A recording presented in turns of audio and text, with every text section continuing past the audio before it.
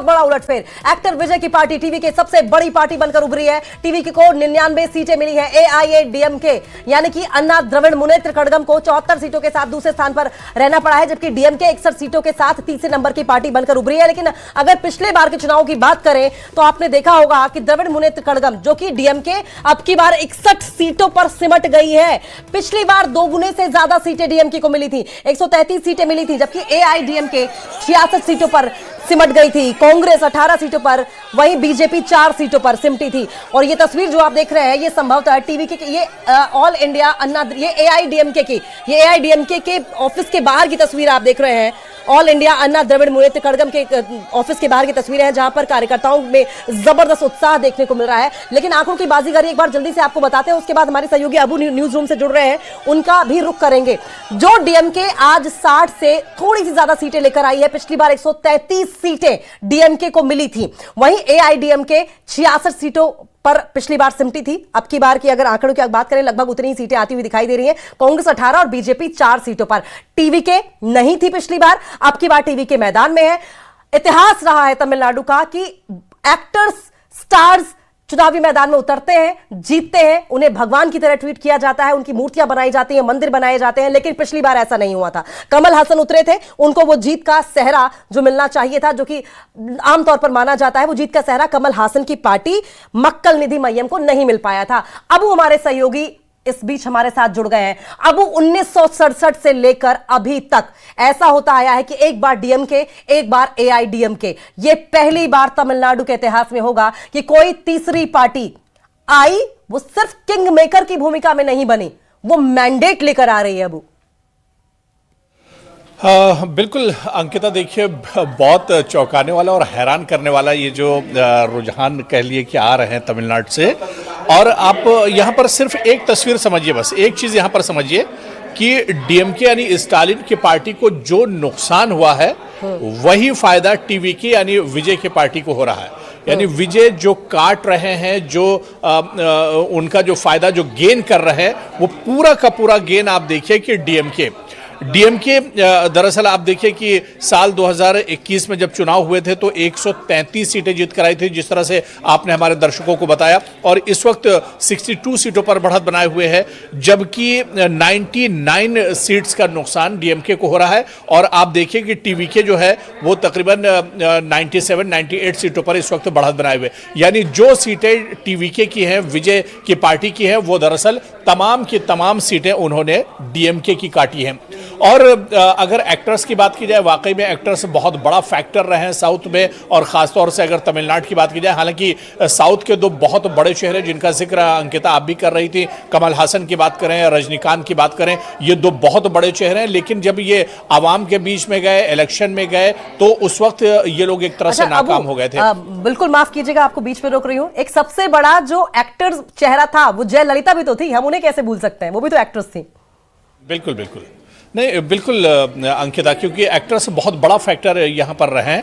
और फिर आप देखिए कि विजय जो जीत रहे हैं ये इनकी मकबूलियत नहीं है, बल्कि आप देखिए कि इन्होंने एक जादू सा लोगों में कर दिया है। आप देखिए कि आज ही सुबह जब ये रुझान आना शुरू हुए, 8 बजे ट्रेंड्स आना शुरू हुए, उस वक्त डीएमके बहुत तेजी से आगे जा रही थी। और ये लग रहा था कि स्टालिन, जिस तरह से आप देखिए कि एग्जिट पोल में भी यही तमाम चीज़ें दिखाई गई थी कि डीएमके जो है वो बड़ी पार्टी बनकर उभरेगी और एक बार फिर से सत्ता में स्टालिन आएंगे। लेकिन रुझान ने सब कुछ एक तरह से पलट कर रख दिया है। और बहुत हैरान करने वाले ट्रेंड्स अभी तक एक तरह से तमिलनाडु से आ रहे हैं। तो कुल मिलाकर ये देखा जाए तो विजय ने बिल्कुल वाकई में जादू कर दिया है, कमाल कर दिया है। क्योंकि शुरुआत जैसे आप बता रहे थे ना, शुरुआत में जब बैलेट पेपर्स खुल रहे थे तो पॉलिटिकल पंडित, ज्यादातर विश्लेषक ये कह रहे थे कि संभावना ही नहीं है, त्रिशंकु तक नहीं बनेगा। और जैसे जैसे समय बीता, विजय थालापति एकदम से किंग बनकर उभरे हैं। बंगाल के रुझान में बीजेपी बहुमत से आगे चल रही है, पश्चिम बंगाल में बीजेपी 162 सीटों पर आगे है। देखिए टेली कहती है कि 166 सीटें, क्योंकि हर सेकंड ये आंकड़ा बदल रहा है। टेली कह रही है कि 166 सीटों पर बीजेपी आगे है और वहीं टीएमसी 101 सीट पर सिमट कर रह गई है। और इस बीच आपको ये भी बताएं कि तमाम जो बीजेपी के मुख्यालय हैं और दिल्ली में जो बीजेपी का हेडक्वार्टर्स है, वहां पर जश्न का माहौल है, ढोल नगाड़े शहनाइयां बज रही है, मिठाई बांटी जा रही है। सुबह की तस्वीर हमने दिखाई थी जब जलेबियां बांटी जा रही थी, लड्डू बट रहे थे। लेकिन आरएस पठानिया विधायक बीजेपी से इस वक्त हमारे साथ जुड़ गए हैं। सर, रुझानों को देखते हुए पश्चिम बंगाल में सबकी नजर टिकी हुई थी हमारी। आपको मुबारकबाद, रुझानों को देखकर देखते हुए बनता है। बहुत बहुत मुबारक हो। आरएस पठानिया सर, सर अगर आपने म्यूट की अपनी वॉइस तो प्लीज ऑन कर लें।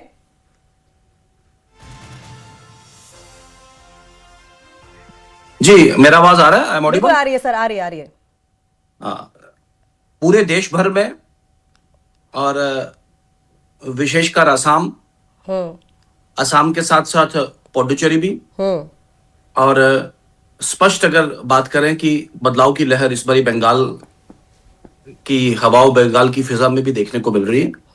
तो मुझे लगता है मोदी साहब का जो एक देशव्यापी और जनव्यापी, हर तबका, हर खित्ता, हर इलाका, हर मजहब, हर जाति, सबका साथ, सबका विकास का जो उनका एक भारतीय जनता पार्टी का जो बैंड वैगन है, वो आज पूरे देश भर में डंका बन के बोल रहा है। एक नेगेटिविटी, एक माहौल खराब करके, एक कभी एसआईआर के नाम पे, कभी एक तमाशा, दूसरा तमाशा, तीसरा एक शो क्रिएट करने का कोशिश किया। लेकिन मुझे लगता है विकास, डेवलपमेंट, आउटरीच की जीत हुई है। हाँ, और तमिलनाडु में की अगर आप बात कर रहे हैं, विशेषकर मैं तमिलनाडु पे मैं विशेष टिप्पणी नहीं करूंगा। हालांकि हमने जिसके साथ गठबंधन किया था वो शायद गठबंधन से पीछे, लेकिन फिर भी तमिलनाडु की जनता की जनभावनाओं का सम्मान है पूरा।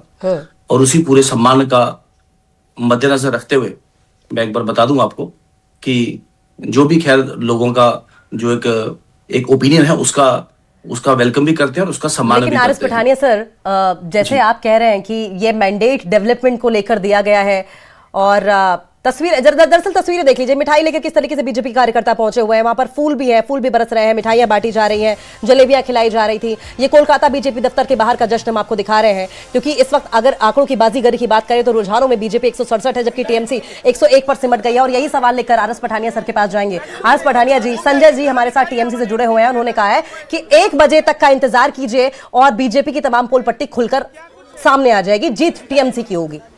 देखें, चले 1 भी बजेगा और 1 के बाद सरकार का शपथ ग्रहण भी होगा। चिंता मत करें, आप भी इन्हें बोलिएगा कि 1 बजे तक अवेलेबल जरूर रहें। मैं बार बार बोलूं कि जनता का मैंडेट या विकास की बात, लेकिन कहीं ना कहीं ये साबित हो गया फ्रॉड, फियर और मैनिपुलेशन के साथ आज तक वेस्ट बंगाल में सत्ता में बनी हुई थी तृणमूल कांग्रेस। जाली मतदाता, फ्रॉडुलेंट वोट, और वोटरों को एक विदाउट फियर फेवर के इस माहौल में कभी भी ये चुनाव कभी करने नहीं देते थे। तो मैं इसी सारे के सारे स्पष्ट इस पूरे माहौल में मैं बताऊं कि अब एक बात साफ और स्पष्ट है कि नरेंद्र मोदी जी के नेतृत्व में और खासकर भारतीय जनता पार्टी के कार्यकाल में एक फ्री एंड फेयर चुनाव, आजादाना चुनाव, मैं अपने प्रांत की बात करूं जम्मू कश्मीर की, तो जम्मू कश्मीर में सबसे पहला जो फेयर चुनाव, ये मैं नहीं, ये कश्मीर के जो जिसे कहते हैं मोस्ट फंडामेंटलिस्ट जो पॉलिटिकल पार्टी मानती है, वो 2002 मुझे माफ कीजिएगा, मैं आपके पास दोबारा लौटूंगी। एक छोटा सा रिएक्शन जल्दी से, वैष्णवी हमारी सहयोगी रट के पास है, मौजूद है। वैष्णवी, सबसे पहले आंकड़े तो आपके पास आ रहे हैं, एड्रेनलिन रश जो है, उत्साह जो है, कैसा है वहां पर, किस तरीके से आंकड़ों की बाजीगरी, ये बदलते हुए जो आंकड़े हैं उनको कैच कर रही है वहां की टीम? बिल्कुल अंकिता, जो उत्साह है वो तो चरम पर है, लेकिन सबसे ज्यादा हैरान करने वाली जो तस्वीर आई है वो आई है तमिलनाडु से। जिस तरह से एक्टर विजय की जो पार्टी है टीवीके, वो इस वक्त बढ़त बनाए हुए नजर आ रही है, वो इस वक्त आगे दिखाई दे रही है। उस पर हम लोगों से बात करेंगे। जरा यहाँ पर हमारे साथ वॉलंटियर्स हैं, उनसे बात करेंगे।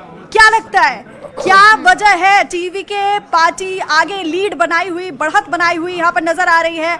एक्टर विजय की यंगस्टर्स में पॉपुलैरिटी कहें या एंटी इनकम्बेंसी?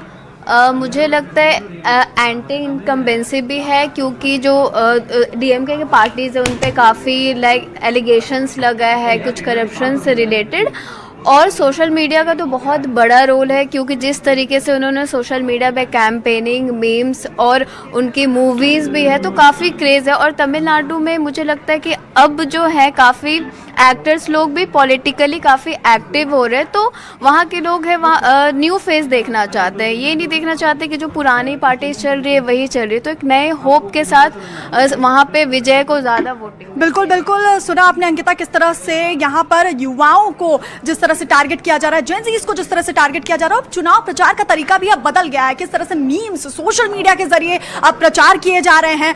उसी का नतीजा है कि टीवी के और एक्टर विजय की जो पार्टी है वो अच्छा, आगे अगर यहाँ वैष्णवी पर आपने बढ़ती गौर हुई किया नजर आ हो कि सिर्फ एक्टर होना, सिर्फ स्टार होना एक बहुत बड़ा फैक्टर नहीं है।